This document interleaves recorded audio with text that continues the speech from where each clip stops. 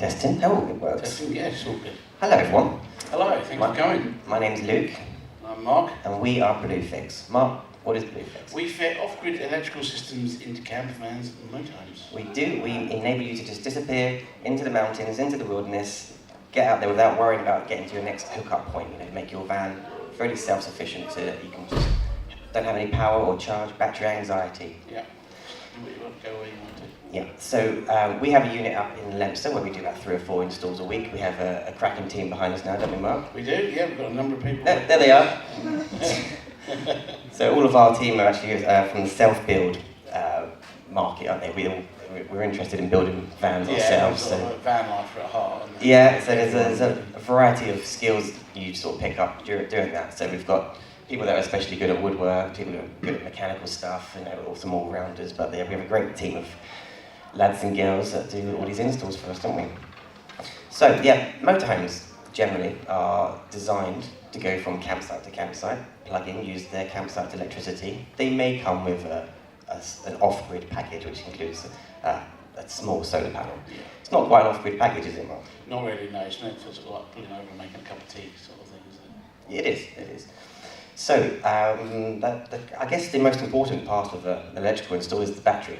Yeah. So we're going to talk about the different types of batteries.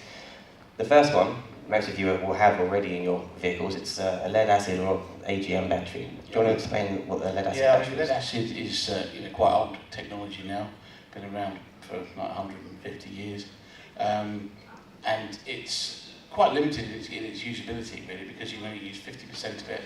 And 50% it's pretty much down at 11.9 volts, so can't produce 12 volts anymore. Very short service life, and extremely heavy. It is heavy, yeah.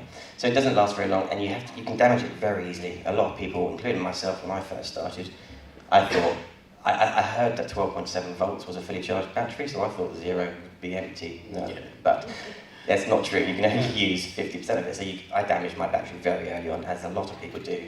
Unintentionally. They don't know, there's no real way to monitor them without secondary monitoring. No, that's right. Yeah. So we'll get into that in a minute. So the latest batteries, what we fit day in, day out, are lithium iron phosphate batteries. Do you want to talk about them, Mark? Yeah, I mean, lithium iron phosphate batteries are quite one of the latest technology. As it says there, you see, with a 100 amp hour battery, you can use pretty much 99 amp hours of that. They deliver high power right the way through the range until they're completely depleted. So, because it delivers more energy, it uses less amps, so, you get a longer life from the batteries. They also charge faster as well. With the typical lead acid battery, you have your bulk phase, and then you have a long storage phase or absorption phase, which is the last bit of the charge of the battery, which takes for a very long time. But lithium, you don't have any of that. It just takes the bulk charge until it's done. They're much, much lighter than AGMs, like a third of the weight. Up to 5,000 charge cycles. A typical AGM battery will do 300. So a huge difference in its service life of over 10. Most of these batteries carry a warranty of 10 years now. And they have a little computer built into them which maintains the cells in the batteries and stops them going flat and stops you overcharging them, makes them very safe. But a lot of people worry about lithium battery. It's not the same as the battery in your phone. That's lithium ion. This is lithium iron phosphate. It has no cobalt. It makes it much less volatile. If you were to overcharge these, if the computer would let you, that is, it wouldn't catch fire like a lithium ion in your phone does. And if you pierce it, you get in an accident, they don't burst into flames. They're very, very safe. So as long as you get the phosphate, lithium iron phosphate. Yeah. So these are two brands that we work with. We work with a variety of brands of battery, but yeah, lithium iron phosphate. A lot of people get put off by the price, but if you consider they last 3 or 4 times as long, and lead acid lasts 3 or 5 years, it's definitely worth the money. And the peace of mind that you can't damage them because of the onboard intelligence. So that's why we work with fit lithium ion batteries day in, day out. But you do have to change the chargers though, don't you, Mark? Yes, I mean, when we say change the chargers, there's no such thing as currently there is no such thing as a drop-in replacement, not really. A lot of the chargers, especially the Sargent systems, will not charge a lithium iron phosphate battery. It needs quite a high charge current to charge fully. If your motorhome is within the last 2 years, or was built in the last 2 years, you may be lucky. Some of the latest motorhomes are coming out with chargers that have a little switch where you can switch to a lithium profile. They will be relatively small, slow chargers, but it's coming along. But the batteries they're kind of ahead of the motorhome manufacturers, aren't they? Yeah, absolutely. So they are the batteries that we use. Now we have to talk about how we charge them. And there's 3 main ways we charge lithium batteries. The first one, probably the most important one that we use. Yes, solar. Solar. Do you want to explain how that works? Yeah, I mean, the solar panels that you have on the roof, they take photons, sunlight, turns it into electrons, and then it passes it down to the solar charge controller. The MPPT is, you've probably heard that, it's basically a much more efficient charging algorithm. It tracks the power point, the sun, the maximum power point tracking, what it stands for, and has a much more efficient charging algorithm. And then also the solar charge controller will make sure your battery isn't overcharged. It will charge at the correct rate for whatever phase the battery's in, and deliver a nice clean charge to your battery. So another way of charging is DC to DC charging. Do you want to explain what that means? Yeah, so the Victron DC-DC charger basically takes your the energy from your leisure battery, it boosts it to the correct voltage. Yeah, sorry, from your starter battery, sorry. It boosts it to the correct voltage, and then puts it into the leisure battery. The starter battery is obviously being recharged constantly by the alternator, but in the newer systems, like you've probably heard of Euro 6 or smart alternators, they don't have a consistent voltage. They tend to use the van's inertia for, like, so let's say you're going downhill and engine braking, that's when the alternator kicks in fully and will charge fast. And other times it can only be 11 volts or so, and that's no good for charging. A split charge relay won't work, it simply won't activate. So it'll be off, on, off, on, off, on. You never get a decent charge. So what the DC charge does is it takes the voltage from your starter battery, boosts it to the correct volume, to the correct voltage and amps, and then charges your leisure battery. Yeah, these chargers are very, very important during the winter times. In the summer, the solar takes care of the bulk of the charging. Yeah. But in this country, we don't get much sun in the winter, so that's where DC charging comes in handy. And there's 2 different forms that we fit. There's a 30 amp and a 50 amp. So one obviously charges a lot faster. So yeah, they're very, very important to have. Although we try to avoid it, there is another form of charging, which is hookup charging. You know, if you were running low and you were desperate to charge up, you can go to a campsite or plug your van in at home, and this is an AC charger. Yeah, so the AC charger really just is designed to take when you're on a hookup, or if like long periods of time in storage, if the van's in storage or it's on your drive, it will sit there and it'll just keep the leisure battery at its optimum level. It won't overcharge it, it won't allow it to be undercharged, it just keeps it nicely topped up. Do you want to explain what the difference is between AC and DC? Yeah, sure. I mean, AC is the sort of electricity you find in your house. It stands for alternating current, typically higher voltage. And DC is direct current. It's the type of voltage you find in your motorhome or in your van or in your car. So it is possible to use AC in motorhomes. If everyone wants to use household appliances, hair dryers, microwaves, everything like that. It is possible by using something called an inverter. Do you want to explain what an inverter does? So your inverter takes the power from your leisure battery, typically 12 volts, sometimes 24, and then it boosts it through a rectifier, and it creates 230 volts. And then the inverter will output that to all your appliances and sockets around the vehicle. There's a few different sizes, isn't there? We've got, you sort of start where you can start quite small. 250 watts is a typical little tiny inverter. It'll charge your phones and maybe a laptop, and then all the way up to 1,000 watts, 1,600 watts, 2,000 watts, and the big ones, which are biggest you're going to get in a van is about 3,000 watts. So if you wanted to run a microwave, for instance, what do you need? 1,600. Air fryers, everyone's trying to get away from using gas now, so air fryers would be... Yeah, you need a 3 kilowatt for that. Well, yeah, small ones, can you do it on a 2,000? Yeah, maybe you get away with the 2 kilowatt. Depends on every... a small air fryer, like single draw sort of thing. Yeah. If you're going to buy an air fryer, to try and consider, we'll try and find a low wattage one. Yeah, that's right. Yeah, hair dryers take an awful lot. So yeah, make sure you get a low voltage hairdryer. That's the most common Don't use question. the kettle. Everyone says, can my wife run a hairdryer on this system? Yeah, That is the most that's common right, question yeah. I get. And induction cooking as well, which Yeah. you'd need a big inverter for, like a 3,000 watt inverter. Another thing these do, these inverter chargers, these are not just inverters, they're called inverter chargers. So they have a mains charger built into them, a really high powered one. Very fast charge, yeah, up to 120 amps, I think. Yeah, the 3,000 is 120 amps. And it also has clever things in it, like it's got a trickle charge in it to look after your starter battery. It handles the automatic changeover as well. Can It you talk does, about that? yeah. I mean, like this particular one is called the Easy Plus. It's even got the sort of all your household breakers built into it. So this is a sort of like a plug and play, off you go sort of version, because you don't really need the the consumer unit for your electric is all built into that kind of unit. Yes, so this one, this is the 3,000 one, isn't it? Yes, that's the 3 kVA. Yeah. So yeah, you can just plug when you plug into a campsite, it knows and it uses to hook up power. When you unplug, it uses its own power. Yeah, so literally when you're on a hookup, the inverter charger will take the power from the campsite electrics and will put it around the vehicle. So you're actually physically using the campsite power. But as soon as you unplug, it takes over, and you don't need to switch. There's no changeover switches or anything like that. It just simply works. Can we talk about the power assist, the AES? Yeah, also another, as I was talking to a gentleman earlier that came by the stand, he was saying that in France sometimes you only get a 6 amp supply and they frequently trip it. But with the Multiplus range, you can dial down what it'll actually pull from the campsite electrics. So you've only got a 6 amp supply, you simply set it to 6 amps. Now if you need more, the Multiplus will actually take the energy from the batteries to generate the downfall there. So let's say you've got an air fryer and it's pulling 10 amps. The power assist feature will actually make up the shortfall and not trip the campsite electrics.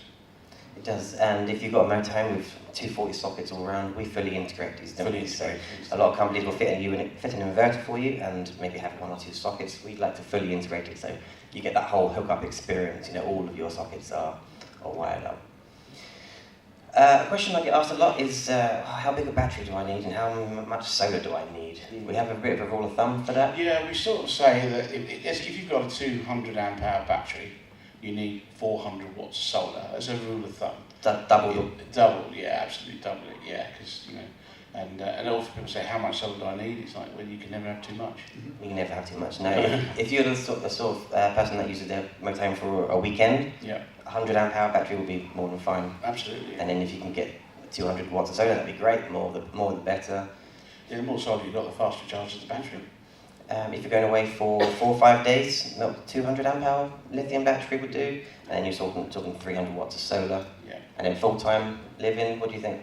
Yeah, full-time living, I think, if you want to be operating all the time, you look at some big batteries, they're more like the sort of 460 amp hour batteries to give you that sort of longevity. The bigger the battery, the longer it takes to charge it, of course, so you have to think about that. But yeah, I mean, the bigger the battery, the longer you've got off-grid. So we like to think that we've got a belts and braces approach to our installs, so we put a lot into safety. You keep us up to date with the latest regs and standards, don't you? Yeah, I mean, we follow the same, it's like 18th edition update 5.3, I think it is now. But it's everything that's in the houses are the same sort of rules that we use in the motorhome when it comes to like gas bonding, earthing, the particular type of breakers used, with the latest tech. We keep it up to date as much as we possibly can. So fuses are hugely important. If you're doing any work on your own electrics, fuses are hugely important. I can't emphasise that enough. Now, there's a misconception about fuses. A lot of people think, for instance, I've got a 30 amp charger, so do I need a 30 amp fuse? The fuse isn't for the appliance. The fuse is to protect the cable. Yeah. So whatever the maximum rated amperage that a cable can carry, the fuse must be lower. So if you've got a cable that can take 110 amps, you need a fuse that's lower than that, so 60, 80 amp fuse. So the fuse has to pop before the cable melts. Isolation is a thing we fit in every single one of our installs. It's not quite common in motorhome manufacturers. Motorhomes don't have any isolation on the AGM or their battery setup, which I find quite amazing, really. It's quite scary, yeah. So we fit a big red switch. It's called emergency switch. Yeah. So if there was an emergency, hopefully never. But you've got it there just in case you wanted to isolate your batteries completely. Yeah, so you can turn stuff off, it's important. Mm-hmm. And another break, we fit a solar breaker as well, don't we? So we can disconnect the power coming from the solar. Yeah, I mean, some of this stuff is computer controlled, so it's like having a few computers around it, and sometimes they have to be rebooted, and you can't do that if you've got constant power. So if you don't have a solar breaker, you can't interrupt the power from the solar panels. So during the day, if you wanted to isolate the system, you'd have to take a screwdriver and take the wire out, which is not great. So we always fit solar isolation and battery isolation. It's great for troubleshooting. Yeah. Okay, so we've discussed battery charging and safety things. Now we can talk about how to monitor. There's a couple of ways to monitor batteries. Do you want to discuss the two differences there, Mark? Yeah, I mean, here we've got the, again, a couple of Victron products. This is the shunt, and the shunt is like a fuel gauge for your battery. So it monitors the flow of electrons coming in and coming out, keeps an eye on them, and tells you on a percentage, sort of, as you can see on the screen there, how much is in that battery. So at a glance, you can see that there's 85%. And also you see where it says time remaining. In the evening, when you've got no power coming in, there's no solar, it'll tell you, based on your current usage, how many hours and minutes that you've got left. So it could say, you've got 9 hours and 27 minutes left. So it takes the guesswork out of it. It's incredibly handy. A lot of people don't know what voltages means in relation to how full something is. So, and especially with lithium, because on lead acid or AGM, 12.6 fully charged, 11.9 is flat, but somewhere in between. But with lithium, because it's millivolts, as it drops, it starts off at 13.6 or 13.8, and it'll go down to 10.2, but it drops off really quickly, so you can't really tell. When you look at the voltage, it'll say 13 volts. Well, that battery, it could be 50% discharged at 13 volts. So, you need the shunt really to tell you what's going on. Yeah, it gets confusing when you start trying to convert volts and figuring out how much to charge. Exactly, yeah. So yeah, about a smart shunt, it's also got an alarm on it, so it's quite handy for lead acid batteries, for those that have got them, because, like I say, you can only use 50% of it, so you can monitor that so you don't damage those batteries, but, draining more than that. It also monitors your starter battery, doesn't it, that shunt? Yeah, it does, yeah, it's got a secondary input, so you can see at the bottom there, it's monitoring your starter battery as well, so you just look at the app and everything's good or bad. This guy over here on the right-hand side is the kind of next level, isn't it? You don't have to have it, but it makes for some. It does some interesting things. The Servo GX is it's like I said, Luke said, it's next level monitoring. All the Victron kit connects up to this thing, and it's like a sort of centralised brain computer. It's got a lovely touchscreen as well. You can display all the information on the screen. You can use it to turn the inverter off and on. You can view tank levels and things like that on it. But the greatest thing about it is when it's connected to the internet, we can then log into that and we can update and keep an eye on your system. So occasionally firmware needs to be updated. Instead of having to take it to a Victron dealer or come back to us, we can do it over the air remotely. It does happen now and then. A customer's phone us up from Europe and say, "Can you just have a look at my solar? Because I don't know if it's behaving itself." And Mark can log in, change settings and tweak things. So it's a bit of peace of mind actually for our customers to have on the road. But it's also very handy, rather than if you're not too comfortable using an app on your phone, it's quite handy to have the screen in your van so you can see where the power's going, coming from, etc. So it is quite a handy thing to have. So Mark mentioned a BMS earlier, which is what's built into lithium batteries. What is a BMS, Mark, and how does it differ from the shunt? So the BMS is a battery management system. And it's the little computer brain that keeps an eye on all the cells in the battery and just make sure they're not being overcharged or undercharged, and it can balance them as well. So one will charge, if one of the cells is charging too fast or too slow, it'll rebalance those cells to make the battery work optimally. Now also, a lot of these are Bluetooth now, and it gives you an idea of what the capacity of the battery as well. So you can look at the app on the battery, on the Bluetooth, and it'll say it's the percentage in it. Now, the difference between the shunt and the BMS is some BMSs use shunts to determine the charge level, but often it's the state of charge is done by taking an average of the cells and displaying that information. It's not always accurate, so that's why we prefer a shunt over the BMS built into the battery.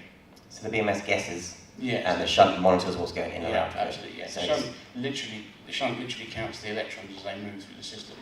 So once that's configured correctly, it's really, really accurate. So the shunt is quite an inexpensive item, but it's kind of the most important thing we fit, other than the battery, into our system. So it's definitely worth having.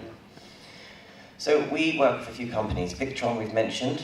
All these blue boxes that you've seen on the screen. Victron are, well, what are Victron? Who are they? Well, Victron they're a Dutch manufacturer. They've been around for many, many years now, starting out in the marine industry. They make some really, really robust gear. It's got a 5-year warranty right across the range. A lot of their stuff isn't actually made in China, it's made in India and Malaysia. But they're fanatical about product development. You know, constant. Like I mentioned earlier about firmware updates. You know, all this stuff is kept up to date so that they all work together really, really well. Well, Victron, we're massive fans of it. So one day when I got a message from someone claiming to be from Victron, he'd seen my installs because I was driving around at this point doing installs. He wanted to film us, didn't he? Yeah. So the guy from Victron actually came and videoed us putting their kit in one of our vans, which was quite nice for us. It's very exciting. It was a proud moment. It was, and it kind of kick-started our company as well. It did kick-start our company, but what better, endorsement. As a way of saying you must be pretty good at what you're doing if the manufacturer wants to film you installing their products. That's pretty impressive. It's quite an accolade. It is, absolutely. And we guarantee our work, don't we? Do you want to talk about that? We do, yeah. I mean, when we said the Victron kit carries a long warranty, so do the batteries, but we also guarantee our work that we do for the lifetime we have the vehicle. We stand by our workmanship and our quality. So as long as you have it 10, 15 years, as long as we're still about, we'll look after it. And if we're not, because you've got Victron, you can go to any Victron. You can go to any Victron dealer, in any country in the world and find that stuff. That's a good thing about Victron as well, you just said it, you can get it any country you're in. So as well as Victron, although they're the main company that we work with a few other companies. We do. Ecotree in Roma, they make really good high quality lithium batteries, so we sell a lot of their batteries, don't we? We do, they're high quality batteries, but their customer service is also really, really good, which is important for us because we're all about customer service. So with Ecotree and Roma, you can get people on the phone, and you can get answers to questions. Even the MD for Ecotree, he's so happy to get on the phone with anyone. It's really good customer service. So. The MD of Ecotree, actually, one of the few failures we had, he actually took a battery to a customer of ours in York, because the battery failed quite quickly, and he's like, right, okay, he got it in his car himself and went up there and dropped it off, which is pretty good. They used to do all the installs themselves, but from the early days they saw our work and they wanted to partner with us. Some people might know that Ecotree are part of Oaktree Motorhomes, and Oaktree used to do all their own installs, but when we started up, they said, well, if you set the bar that high, we'll let you do the work. So that's how it came. They didn't want to compete, so we became partners, didn't we? So we do all their work for us now. Trima is another company we work with, don't we? What do we do with Trima? Yeah, we do. With Trima, one of the biggest things we do with it is the top outs, because a lot of people gas is getting harder to find. I'm sure some of you found that out. But Trima do a diesel version now of the gas heater, the Combi 4E, for instance, or the Combi 6E. They now do a diesel version. We seem to be doing quite a lot of those changes. And it's pretty much a like-for-like swap. It's not particularly tricky. No, they're very, very similar. Very similar products. The same footprint. So if you've got a Trima 4E, for instance, or a 6E, the replacement will use all of the outlets in the van like it did before. So speaking of heating, Autotherm is another great company that we work with. We fit a lot of diesel heaters now for our customers, don't we? Diesel heaters, for those who don't know, will take a little bit of your 12-volt power, a little bit of your diesel from your van, and by passing hot air over a heat exchanger, it warms your van up. It's really nice, dry heat rather than kind of a gas heat. Gas, but it can be a little bit of damp. Yeah, so diesel heaters are the most efficient way of heating your van. You also see a lot of the diesel heaters all over eBay that are very cheap. Autotherm don't quite carry the price tag of some of the Webasto and Urbisbatcher stuff, but they stock it in England and Latvian made, I believe, aren't they? And the stock is in England, but they carry a 3-year warranty, and it's a very, very good quality product. It is, and you can even control them from your phone. So if you wanted to pre-warm your van before you got there, keep your van warm for your pets, etc. You could always do that. Garmin, what's Garmin, Mark? Garmin, well, you've probably heard of Garmin, they make a lot of sat-nav products, but they also now do a system called Empire Bus, and it's basically a way of controlling everything in your vehicle, the lights and anything electrical from a touch screen. A really, really slick design. You sort of touch on the bit of screen, it expands, and you can turn lights off and on, make groups of lights and things like that. Even integrates with the sat-nav and the stereo system as well. So a lot of people are watching digital TV now, so we have a whole trailer up the unit full of dishes. We remove all the big satellite dishes you get on motorhomes. Most people want to put solar up there. Yeah, to get more solar up there, yeah, but yeah, because everyone's watched digital TV now, so to do that, Wi-Fi is quite an important one, and motorhome Wi-Fi systems we installed really, really good ones. Yeah, motorhome Wi-Fi, they have a very good aerial that sits on the roof and also broadcasts Wi-Fi outside the vehicle as well, so if you're sitting outside in your chairs, and you can actually go a little bit away from your vehicle and still have your own Wi-Fi, which is quite good. As well as many more. Clayton's another company we work with, isn't it? Yeah, Clayton Power Systems, they have, so instead of where you might see where you have a lot of Victron products, it's just one product that's in a box. It's a bit like a power or something like that. You could take like a power bank, but it's integrated into the vehicle. It has its own solar charge control and its own DC charger, but it's just like a one-stop shop system.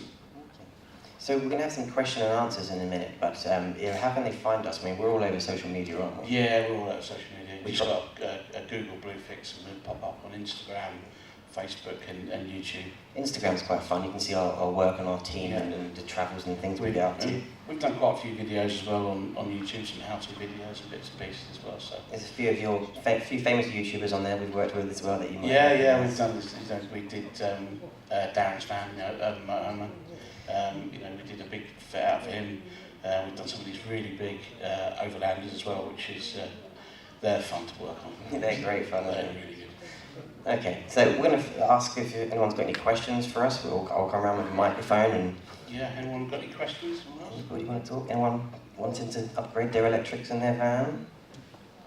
Yes? No, chap over in the corner. Thank you. We have an electric van. Okay. How would you connect the DC to DC converter within it? That's a really good question, actually. We've had a few. We've not quite done one yet, but I have an EV, and it does have a 12-volt system in it. It has a very small battery, and I would imagine that if you were to connect DC charger to that it would probably work quite well, because I think then obviously it would sense that battery is being depleted, and it would send charge from the main battery to that 12-volt on-board battery to power that system. It's a very poignant question, because there's a lot of electric vans coming out now, so it's going to be something we're going to have to keep doing on a regular basis, isn't it? Yeah, but I think that's how that would work. We've used ours at just 10 amp by putting it to a spare fuse way in the engine fuse box. Right. Is that okay? Yes, I mean it's a power source. I think that would work just fine, yeah. Anybody else got any questions? I'll come to you this afternoon. I just was asking a question. Why is there such a big price difference in the lithium batteries? Because some you can get for like £400 or £500 for say 230 amp hours, and another one that's 230 amp hours can be sort of 650, 700. Is it purely just the quality? It is, yes. Literally is that? It really is the quality. So there are two cell manufacturers. Eve is one of the best ones. And most of the high-end batteries have Eve cells, and something like a JBD BMS. So it's the quality of the BMS and the cells together. But I mean, prices have come down a lot now anyway, because of supply chain improvements and the cost of equipment. But yeah, generally, I mean, it's the main manufacturers in the UK are probably EcoTree, Roma, Fogstar. Who else do you think? Lithium Pro. Yeah, Lithium Pro. And there are others out there as well. But it's those sort of like four. You could look at eBay and you can find a lithium battery like an eco-worthy, but it's poor quality and they don't last.